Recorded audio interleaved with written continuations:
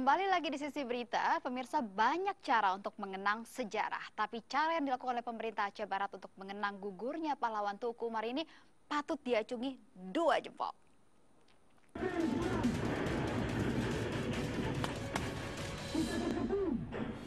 Tenang, ini bukan perang betulan kok.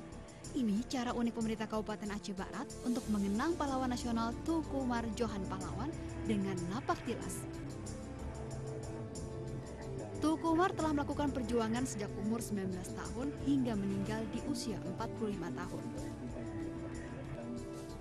Napak tilas untuk memperingati 114 tahun gugurnya Tuku Umar ini digelar sangat berbeda.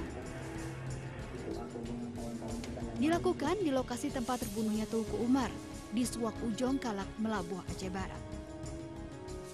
Puluhan warga pun secara sukarela terlibat untuk memerankan para pejuang dan juga penjajah. Dan inilah detik-detik ketika Tuku Umar tertembak. 11 Februari 1899, pasukan Tuku Umar sedang melakukan sahur dalam penyerangan ke Melabuh.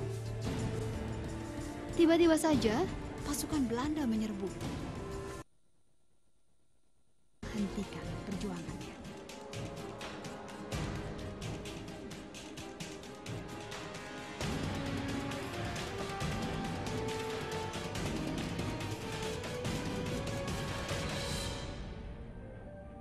Berikutnya yang terjadi, inilah yang unik dari kisah Tuku Umar.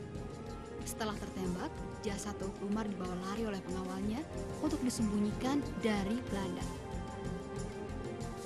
Mereka menyembunyikannya sampai 18 tahun.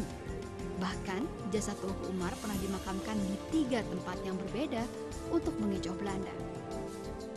Hingga akhirnya dimakamkan di Gunung Mego ini. Kuburan Tuku Umar baru diketemukan 18 tahun kemudian oleh seorang peneliti purbakala Belanda. Jadi kita harapkan nilai-nilai perjuangan beliau supaya bisa kita hayati dan kita bisa memanai untuk mengisi sebuah kemerdekaan yang telah beliau rintis. Napak tilas seperti ini diadakan setiap tahun. Sungguh satu cara yang bagus untuk menarik perhatian masyarakat mengenang perjuangan pahlawan bangsa.